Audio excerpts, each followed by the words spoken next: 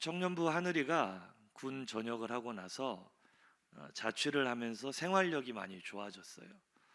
자기가 이제 요리를 할 줄 안다고 자랑을 하더라고요.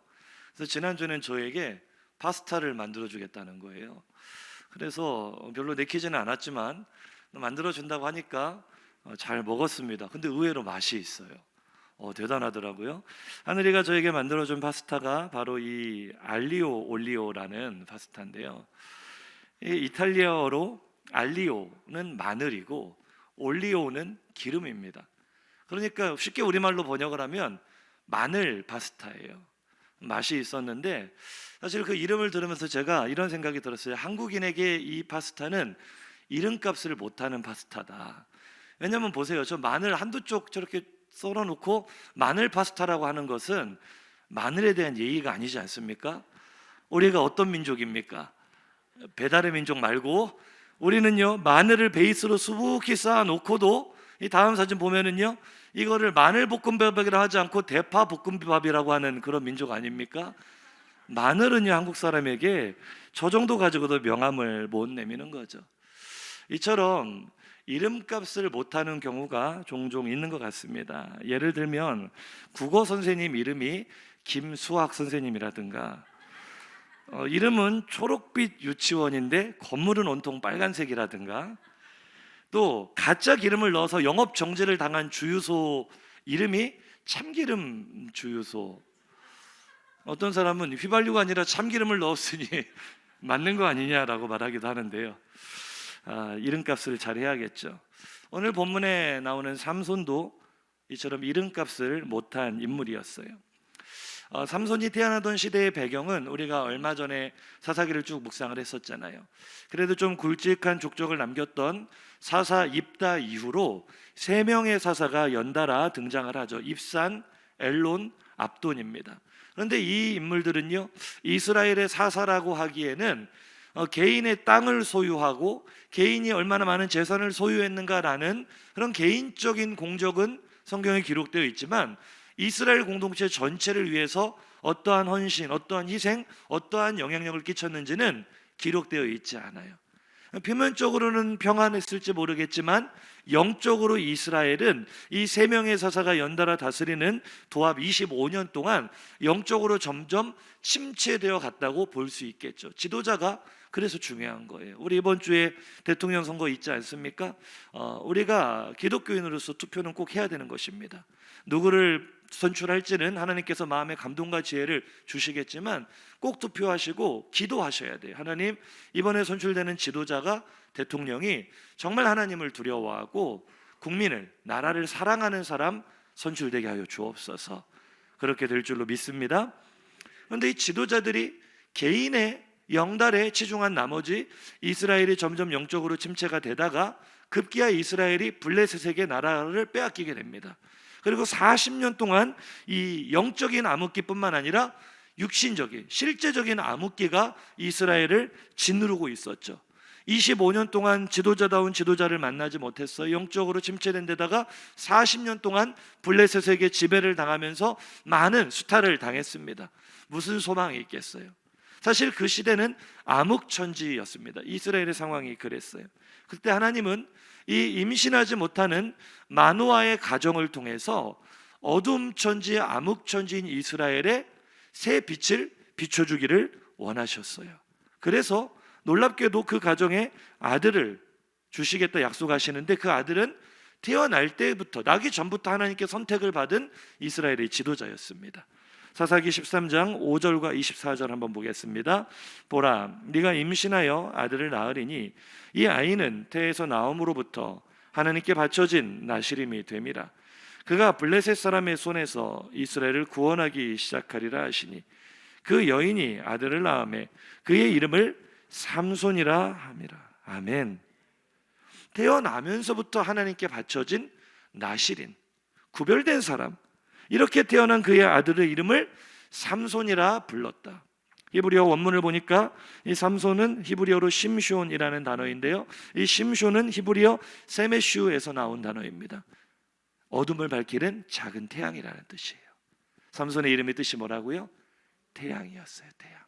어둠을 밝히는 빛으로 그가 태어났죠. 하나님은 삼손을 정말 어둠 가운데 태양으로 사용하기를 원하셨어요.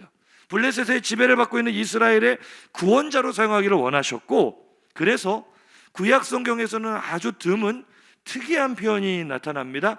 하나님의 영이 그와 함께 하셨다. 그를 움직이셨다. 사사기 13장 24절 25절입니다. 바로 이어지는 말씀이거든요. 시작. 그 여인이 아들을 낳음에 그의 이름을 삼손이라 하니라. 그가 자라매 여호와께서 그에게 복을 주시더니 소라와 에스라올 사이 마하네단에서 여호와의 영이 그를 움직이기 시작하셨더라. 아멘. 우리가 워낙 은혜의 시대, 성령의 시대, 성령께서 각 사람에게 임재하시는 이 놀라운 은혜를 누리다 보니 이 말씀이 별로 마음에 와닿지 않을 수 있겠지만, 당시 구약의 관점으로 이건 엄청난 사건이었습니다. 구약 시대는요, 성령이 아무에게나 임하지 않았어요. 하나님의 영이 그에게 임했다는 것은 왕이나 제사장이나 또 이 다윗이나 사무엘 같이 특별한 사람들에게 기름이 부어지고 성령이 그와 동행하신다라는 표현이 나오는 것이지, 뭐 아무나 성령을 받고 싶다고 받을 수 있는 상황이 아니었죠. 시대적으로 그랬다는 거예요. 오순절 성령이 임하시기 전까지는 아주 선택받은 특별한 사람들. 그러니 삼손은 태어나면서부터 지도자로 구별이 되었고, 하나님께서도 그것을 인정하셔서 그의 하나님의 영이 그를 움직이기 시작한다. 이보다 더 놀라운 복이 없었던 거죠. 그런데 그게 다가 아니었습니다. 하나님은 정말 삼손을 이스라엘의 구원자로 사용하기 위해서 그에게 아주 특별한 은사와 재능도 주셨어요. 우리가 다 잘 아는 이야기지만 삼손이 받은 은사와 재능이 무엇이었는가? 세 구절을 보겠습니다. 사사기 14장 6절입니다. 시작. 여호와의 영이 삼손에게 강하게 임하니 그가 손에 아무것도 없이 그 사자를 염소 새끼를 찢는 것 같이 찢었으나 그는 자기가 행한 일을 부모에게 알리지 아니하였더라. 삼손이 지금 뭐와 싸워서 이겼어요? 사자. 생각을 좀 해보세요. 사자와 사람이 싸웠는데 사람이 찢겨지겠어요? 사자가 찢어지겠어요? 동물원 가보셨죠? 에버랜드에 사자 보셨어요? 사람이 어떻게 사자를 이겨요? 아무리 힘이 센 사람도 사자에게는 발톱 한 번에 다 온몸이 걸레 조각처럼 찢어질 겁니다. 그런데 삼손은 사람이 아니죠. 초인적인 힘을 가지고 사자를 찢어버렸습니다. 19절 한번 보실까요? 시작. 여호와의 영이 삼손에게 갑자기 임하시매 삼손이 아스글론에 내려가서 그곳 사람 30명을 쳐 죽이고 노략하여 수수께끼 푼 자들에게서 옷을 주고 심히 노하여 그의 아버지의 집으로 올라갔고. 몇 명과 싸워서 이깁니까? 30. 옛날에 영화에 뭐 18대 1로 싸웠다 뭐 그런 얘기 있었잖아요. 과장된 이야기인데 삼손은 30대 1의 싸움에서도 그들을 모두 제압하고 죽이고 빼앗을 만큼 초인적인 힘을 가진 사람. 아직 놀라긴 이릅니다. 한 가지만 더 보시죠. 사사기 15장 14절 15절 시작. 삼손이 레이의 이름에 블레셋 사람들이 그에게로 마주 나가며 소리 지를 때 여호와의 영이 삼손에게 갑자기 임하시매 그의 팔 위에 밧줄이 불탄 삼과 같이 그의 결박되었던 손에서 떨어진지라. 삼손이 나귀의 새 턱뼈를 보고 손을 내밀어 집어들고 그것으로 1000명을 죽이고 사자를 죽이고 30명을 죽이고 나귀 턱뼈, 무기라고 변변치 않은 나귀 턱뼈 하나 들고 1000명을 죽일 정도로 삼손은 괴력의 사나이였죠. 초인적인 힘, 그것이 바로 삼손을 이스라엘을 구원하라고 하나님께서 그에게 주신 재능이고 은사였던 거예요. 우리가 삼손이 힘이 셌다, 초인적인 힘을 가졌다, 주일학교 때부터 많이 들어서 아는 이야기입니다. 그런데 우리가 얼핏 삼손이 하는 이야기를 너무 이렇게 인상 깊게 들어서 삼손의 힘의 근원이 어디에 있다고 생각하죠? 머리카락에 있다. 그래서 머리카락은 다 밀리고 힘을 잃어버렸다. 근데 그것은 나시린이기 때문에 상징적으로 그렇게 말할 수 있지만 삼손의 진짜 힘의 근원은 머리카락이 아니죠. 우리가 조금 전에 삼손이 초인적인 힘을 발휘하는 세 구절을 봤거든요. 자, 이제 기억력 테스트입니다. 세 구절에 동일하게 나왔던 어구가 있어요. 삼손이 이런 일을 행하였다라고 말하기 전에 어떤 말이 먼저 나오죠? 말씀 잠깐 보여주세요. 여호와의 영이 갑자기 그에게 임하시매. 할렐루야. 세 구절 다 동일합니다. 삼손이 뭐 머리카락이 힘의 근원이라 평소에도 아무렇게나 그렇게 힘을 쓰고 1000명을 때려 죽이고 그랬던 것이 아니라 삼손에게 있어서 사자는요, 30명의 적군은요, 1000명의 적군은요, 아무리 힘이 세다고 해도 자신의 힘으로 감당할 수 없는 적이에요. 그런데 하나님은 그때마다 하나님의 영이 그를 붙드시는 순간 삼손은 인간으로서는 발휘할 수 없는, 인간의 한계를 넘어서는 괴력을 발휘하는 거죠. 삼손의 힘의 근원은 그와 동행하시는 하나님이셨습니다. 머리털이 밀렸다는 것은 나실인인데, 머리에 삭도를 대면 안 되는데 하나님과의 관계가 끊어졌다는 것을 의미하는 거죠. 삼손이 예전처럼 몸을 떨치려 했으나 여호와의 영이 그를 떠나신지를 깨닫지 못했다고 성경에 말하고 있습니다. 머리털이 밀린 것이 문제가 아니라 하나님과의 관계가 끊어지고 하나님이 그를 떠나셨을 때 삼손은 너무나 쉽게 힘을 잃어버리고 무너지는 거죠. 그러니까 삼손 개인만 바라볼 것이 아니라 삼손은 지금 이스라엘을 대표하는 인물, 사사기의 이스라엘의 모습이 꼭 그랬어요. 하나님께 부르짖고 사사를 통해 그들이 하나님을 꼭 붙잡고 있을 때는 대적을 이겼습니다. 그 땅에 평화가 찾아왔습니다. 그러나 그들이 평화에 취해 다시 하나님을 잊어버리고 하나님을 배반하고 죄를 지었을 때 하나님이 그들을 떠나시고 그들은 또다시 대적 앞에 힘없이 무릎을 꿇는, 이 수없이 반복되는 패턴이 사사기의 패턴이죠. 삼손이 그 모습을 보여주는 거예요. 그러니 얼마나 안타깝습니까? 이 삼손이 하나님께 그 쓰임받았던 그 놀라운 능력 가지고 자신의 이름처럼 이스라엘의 태양으로 떠오를 수 있었던 인물인데, 안타깝게도 삼손은 자신의 이름처럼 살지 못했죠. 하나님은 강한 태양처럼 어둠을 비추기를 원하셨는데 삼손은 먹구름에 가려버린, 힘을 잃어버린 태양이었어요. 왜냐하면 삼손은 시작부터, 처음 무대에 등장하는 순간부터 육체의 정욕에 사로잡혀 있었어요. 하나님의 영은 그를 움직여가려 하셨으나 성령의 생각을 삼손은 계속 거부하는 거죠. 그리고 육신의 생각을 따라갑니다. 삼손은 자신의 이름은 태양이었는데 삼손은 언제나 빛이 아니라 어둠을 선택했어요. 사사기 14장 2절입니다. 시작. 올라와서 자기 부모에게 말하여 이르되 내가 딥나에서 블레셋 사람의 딸들 중에서 한 여자를 보았사오니 이제 그를 맞이하여 내 아내로 삼게 하소서 하며, 삼손이 최초로 성경에 등장해서 이게 삼손의 최초의 대사입니다. 첫 마디가 나는 블레셋 여인을 사랑하니 그 여자와 결혼하겠습니다. 그런데 우리 이미 노아 때 봤잖아요. 하나님의 선택받은 하나님의 아들이 사람의 딸들, 세상을 사랑하는 것은 멸망의 전조 증상입니다. 창세기 6장 2절에서 3절 한번 볼까요? 노아 때 일어났던 일이죠. 하나님의 아들들이 사람의 딸들의 아름다움을 보고 자기들이 좋아하는 모든 여자를 아내로 삼는지라. 여호와께서 이르시되 나의 영이 영원히 사람과 함께하지 아니하리니 이는 그들이 육신이 됩니다. 삼손이 지금 노아 시대 때 멸망당했던 사람들의 패턴을 너무나 충실히 따라가고 있죠. 시작부터 하나님의 영이 그들을 떠나가신 그 사건을 삼손은 처음부터 그 패턴을 따라가는 거예요. 물론 다음 구절을 계속 읽어보면 삼손이 치밀하게 계획을 해서 블레셋을 치려고 그렇게 했구나라고 생각하기가 쉽지만 그 해석을 잘 하셔야 돼요. 성경을 보면은 그 사건을 이루시는 주권적인 주어의 역할을 하나님께서 그렇게 계획하셨다라고 말하고 있어요. 그러니까 무슨 의미냐? 삼손은 처음부터 마지막까지 좌충우돌하는 인생이에요. 자신의 마음이 가는 대로, 정욕이 가는 대로 기분 따라 살아가는 기분파였어요. 그런 삼손까지도 어디로 튈지 모르는 럭비공 같은 그를 통해서도 하나님은 하나님의 일을 이루셨습니다. 블레셋을 치려 했다는 것은 그런 의미지 삼손이 무슨 선한 의도나 어떤 치밀한 계획이 있었다는 뜻은 아니죠. 왜냐하면 이어지는 삼손에게서 일어나는 일련의 사건들을 보면 삼손은 하나님의 뜻을 전혀 알지 못해요. 관심도 없어요. 그냥 자기 정욕 따라 살아가는 거죠. 그러니 얼마나 안타깝습니까? 태양으로 부르심을 받았는데, 이스라엘의 구원자로 나실인으로 부르심을 받았는데 정욕을 따라 빛을 점점 잃어가는 거예요. 먹구름에 가려 태양빛을 점점 잃어가다가 마침내 누구를 만납니까? 소래골짜기에 들릴라라는 여인을 만나 그 빛을 완전히 잃어버립니다. 그에게 주신 재능과 은사도 다 잃어버리죠.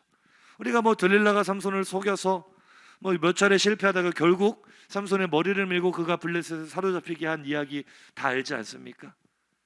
우리가 그 들릴라를 만난 삼손이 결국 어떻게 되는지 한번 말씀을 통해 보면 사사기 16장 21절 시작.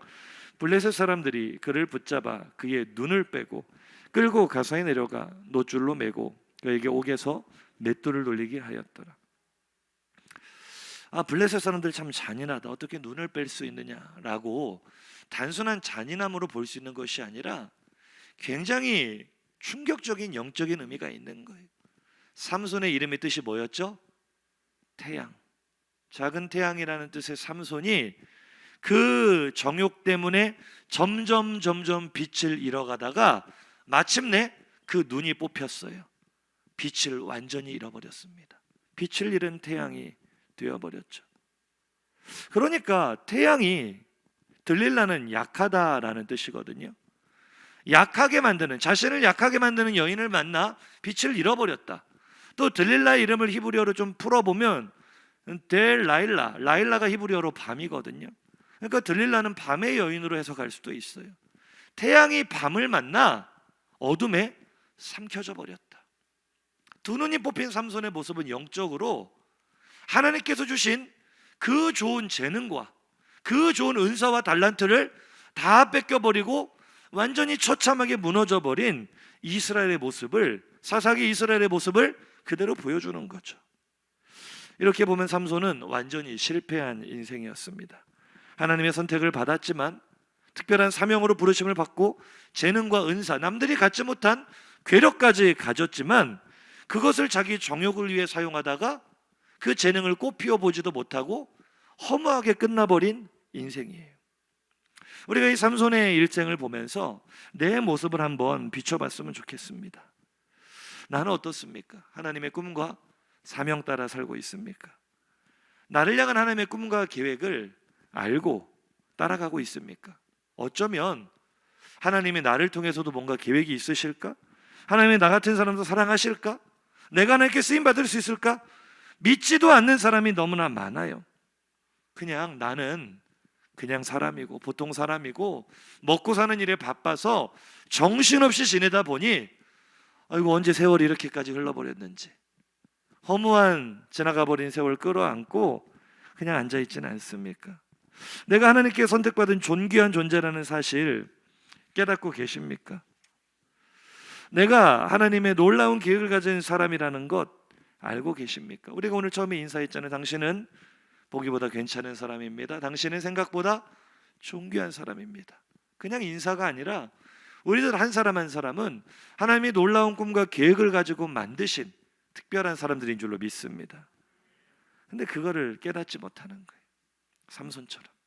삼손은요, 자기가 얼마나 특별한 존재인지를 몰랐어요. 자신을 향한 하나님의 놀라운 계획이 있음을, 하나님이 자신을 얼마나 사랑하는지를 전혀 깨닫지 못했어요. 우리가 잘 아는 한 가지 에피소드가 있죠. 삼손이 그 블레셋 여자 만나려고 가다가 딥나의 포도원에서 사자를 만나 아까 본문에서 봤듯이 사자를 찢어 죽였습니다. 며칠 후에 가서 보니까 벌들이 그 사자의 사체에 집을 짓고 꿀을 만들어낸 거예요. 그래서 삼손이 그 사자의 죽은 사체에서 꿀을 떠다가 자기도 먹고 부모님도 드리고, 잘못된 행동이었죠. 부정하게 만드는. 어쨌거나 그런 사건을 자기만 알고 있었어요. 부모님하고 아무도 모르는 그 사건을 가지고 결혼식 때 흥이 올라서 참여한 그 블레셋 청년들과 수수께끼 내기를 하죠. 강한 자에게서 강한 것이 나오고 먹는 자에게서 먹는 것이 나왔다. 이 수수께끼를 맞추면 내가 고도 30불을 너에게 줄 것이고, 너희가 못 맞추면 7일 안에 못 맞추면 너희가 나에게 줘라. 아무도 그 답을 알 수 없는데 블레셋 사람들이 이 삼손의 아내를 협박해서 답을 알아냅니다. 그리고 마지막 7째 날 삼손에게 조롱하듯이 그의 질문에 답하며 역으로 이렇게 질문을 합니다. 사사기 14장 18절입니다. 시작. 7째 날 해지기 전에 성읍 사람들이 삼손에게 이르되 무엇이 꿀보다 달겠으며 무엇이 사자보다 강하겠느냐 한지라. 이 질문을 들은 삼손의 얼굴색이 달라지죠. 너희가 내 암소를 가지고 밭 갈지 않았더라면, 내 아내를 깨어내지 않았더라면 답을 맞추지 못했을 거다. 그리고 그 분을 못 이겨 뛰쳐나가 블레셋 사람 30명을 때려 죽이고 그 겉옷을 취해서 줘버립니다. 그런데 사실 저는 이 본문 속에서 이 말씀 잠깐 띄워놓으세요. 삼손이 화를 낼 때가 아니라 이 질문이 그의 귀에 들려오는 순간 하나님의 음성으로 들었어야 돼요. 무엇이 꿀보다 달겠으며 무엇이 사자보다 강하겠는가? 자신을 좀 돌아봤어야 돼요. 그래, 내가 어떻게 사자를 죽였지? 사람이 사자와 이길 수 있는 사람이 누가 있어요? 나는 왜 이렇게 강하지? 왜 나는 이런 일들을 행하게 됐지? 사명과 정체성을 모르고 살아가는 삼손이 이 질문을 듣는 순간 내가 이렇게 강한 것은 바로 하나님이 나를 사랑하시기 때문이구나. 바로 하나님이 나를 선택하셨기 때문이구나. 무엇이 꿀보다 다느냐? 날 향한 하나님의 계획은 꿀보다 더 달콤합니다. 무엇이 사자보다 더 강하느냐? 날 향한 하나님의 사랑이 사자보다 더 강합니다. 나를 하나님이 어떻게 생각하시는지를 알았더라면 이때 삼손은 들릴라 만나기 전이잖아요. 이때 자신의 방향을 얼마든지 돌이킬 수 있었어요. 나는 하나님께서 선택하신 하나님의 놀라운 계획을 가지고 있는 특별한 사람이구나. 존귀한 사람이구나.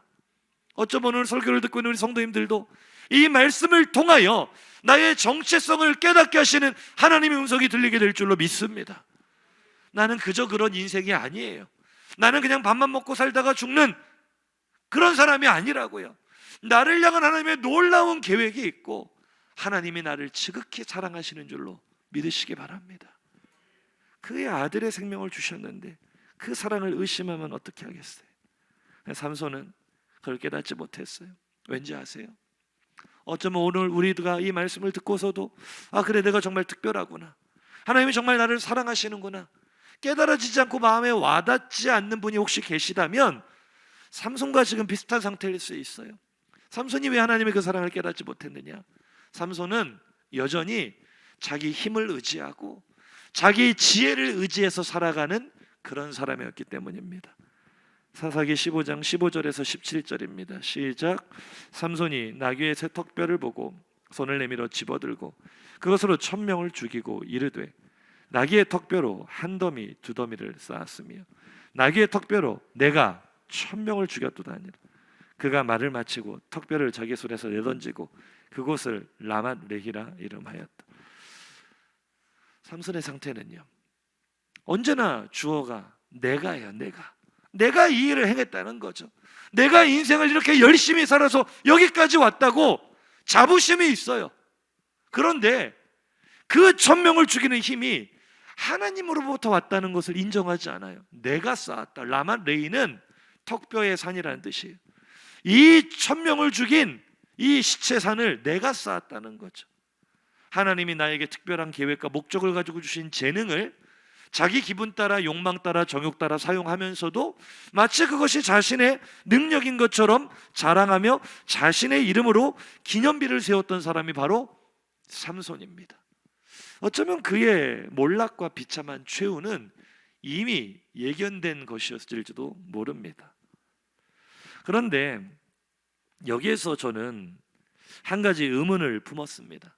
우리 함께 고민해 봐야 될 문제가 있어요.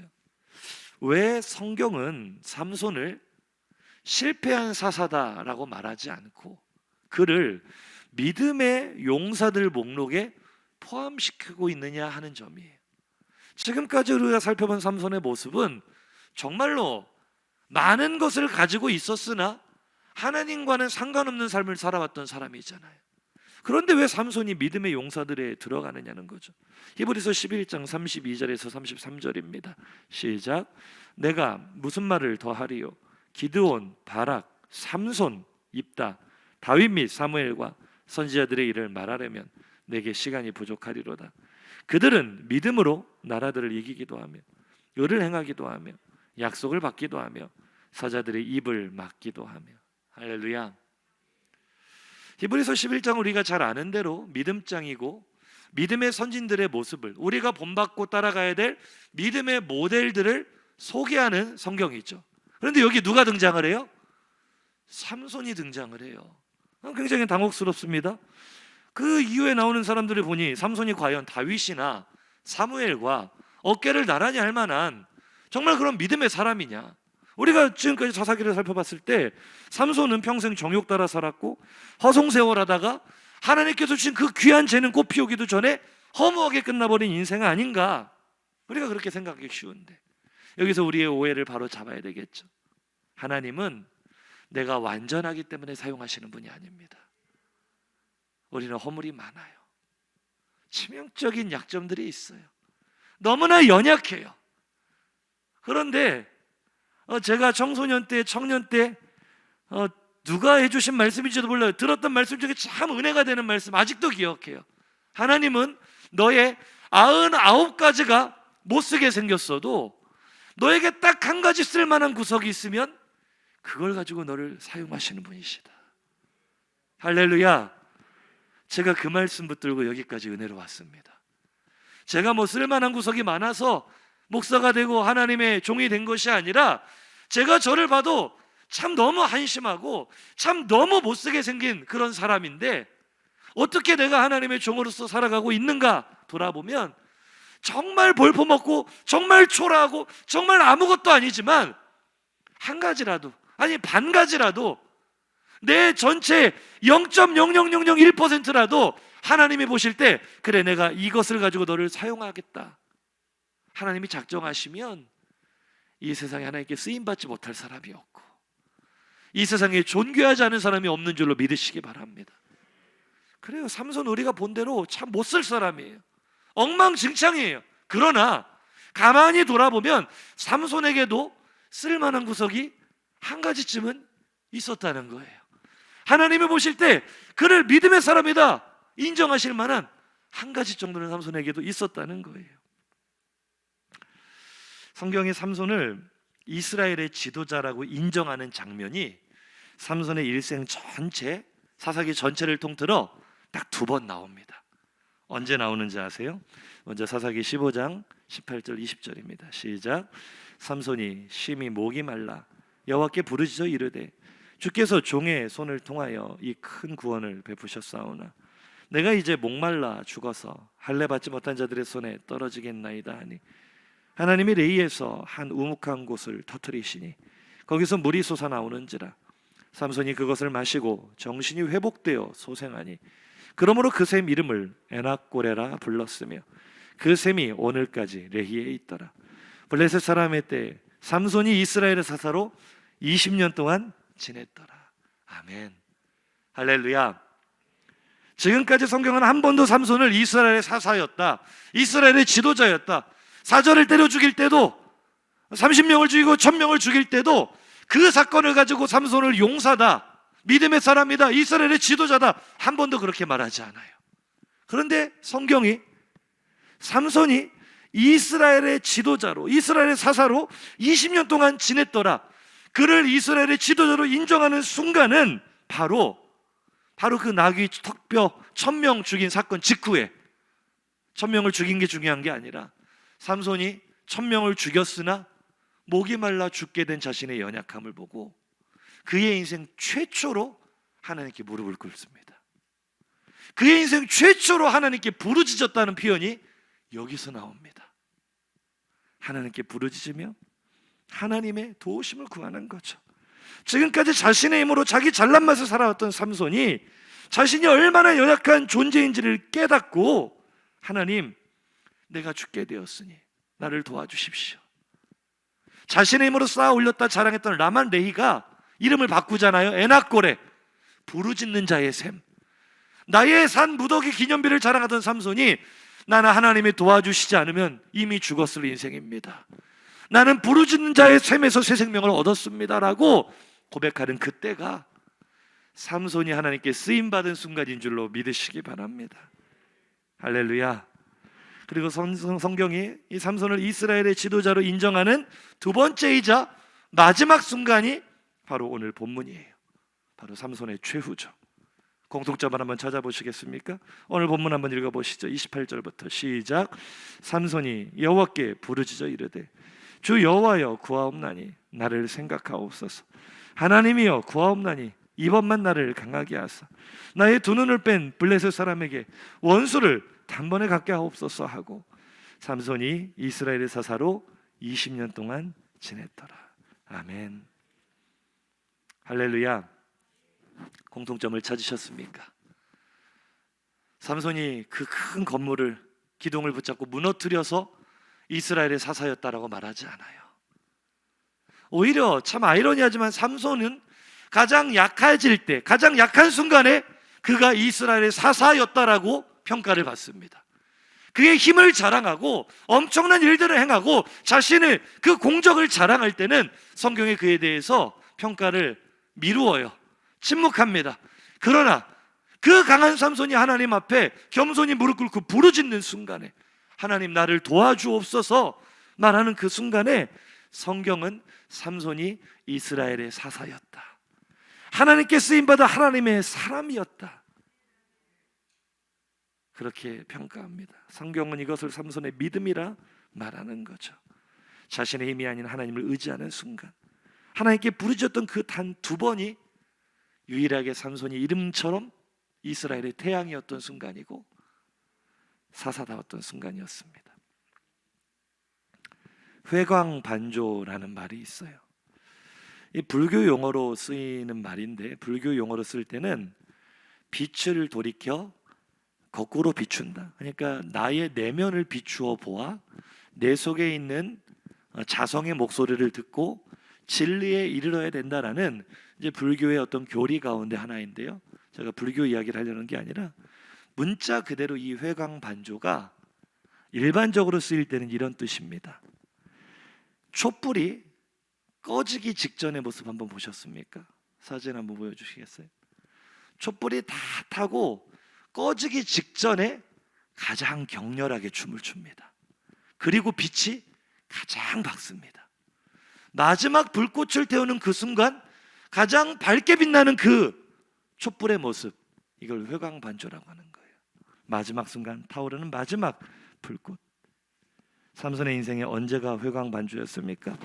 1000명을 죽이고 나서 목이 말라 죽음이 턱 밑까지 찾아온 그 순간, 이대로 나는 죽겠구나, 나는 그 순간 죽어 있었던 삼손의 영성이 살아났죠. 자신의 힘을 자랑하던 라만레이가 하나님의 은혜를 구하는 에나꼬라로 변하는 순간 삼손은 자신의 인생에서 최초로 회광반조를 경험하게 됩니다. 그리고 삼손의 마지막 회광반조가 바로 오늘 본문이죠. 마지막 생명이 다하는 그 순간, 죽기를 각오하고 하나님께 이번만 나를 도와주소서라고 구했을 때 이미 두 눈이 뽑혔잖아요. 비참하게 맷돌 돌리고 있잖아요. 빛을 잃어버린 태양에게서 마지막으로 어둠을 몰아내는 밝은 빛이 터져나왔죠. 하나님께 부르짖는 그에게 하나님은 응답하셨습니다. 삼손은 자신의 인생의 마지막 순간 자신에게 주신 재능과 은사를 마지막으로 폭발시켰어요. 이스라엘을 억누르는 블레셋의 지도자들을 그 순간 싹 다 몰살시켜버리며 이스라엘을 구원하는 그 순간이 바로 삼손의 일생의 마지막 회광반조였습니다. 한번 인사하실까요? 내 인생의 회광반조는 언제입니까? 우리 또한 삼손처럼 빛으로 부르심을 받지 않았습니까? 너희는 세상의 빛이라. 빛을 비추고 계십니까? 나에게 남은 시간이 얼마인지는 알지 못하지만 나는 내 일생, 내 삶의 불꽃을 하나님의 영광을 위해 불태우고 있습니까?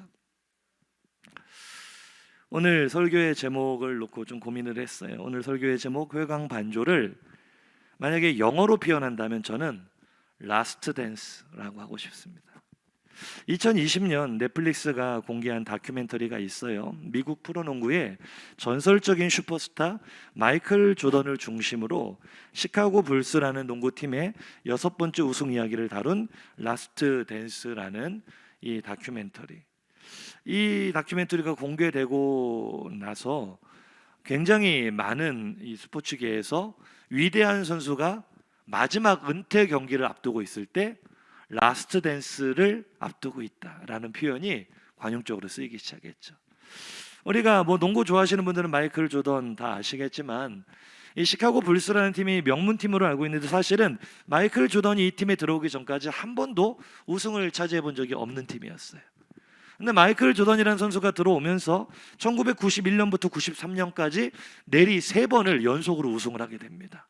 쉽지 않은 일이거든요. 미국 프로농구 역사상 없는 일이었어요. 그리고 이제 계속 승승장구할 것 같았는데 그때 마이클 조던의 아버지가 교회원들에게 살해를 당하는 사건이 벌어지고 충격을 받은 이 선수가 인류 스포츠 역사상 가장 위대한 선수라고 평가를 받거든요. 그 충격으로 은퇴를 선언을 합니다. 그리고 농구계를 떠나게 돼요. 당연히 시카고 불스의 성적도 추락을 하고 그가 돌아오기를 바라는데 정확히 2년 후에 복귀를 했습니다. 시카고 불스는 그의 복귀와 동시에 또다시 우승을 해요. 그 다음에도 또 우승을 해요. 벌써 3번 연속 우승을 했고 2해 동안 공백기가 있었고 또 2해 연속 우승을 했습니다. 얼마나 분위기가 좋았겠어요. 그런데 이 시점에 이 팀 안에 불화가 일어났습니다. 단장과 감독 간에 불화가 생기면서 1998년 시즌을 앞두고 지금 연속 2번 우승을 했고 2번째 3연속 우승이 가능할 것인가, 모든 사람들의 관심이 집중되는 그 순간 오히려 팀에는 분열이 생긴 거죠. 그래서 결론이 어떻게 났느냐, 이번 시즌의 결과와 상관없이 감독을 경질시키는 것으로 그렇게 결론이 났습니다. 그러니 새로운 시즌을 앞두고 얼마나 팀 분위기가 어수선했겠어요. 그때 이 필 잭슨 감독이거든요. 이 감독은 각 시즌마다 그 시즌의 컨셉을, 우리로 말하면 퓨어를 발표를 하거든요. 이미 자신의 마지막 시즌임을 알고 있습니다. 가장 중요한 시즌인데 이때 꺼내 들었던 이 마지막 시즌의 컨셉이 바로 더 라스트 댄스였어요. 우리 마지막 춤을 춥시다.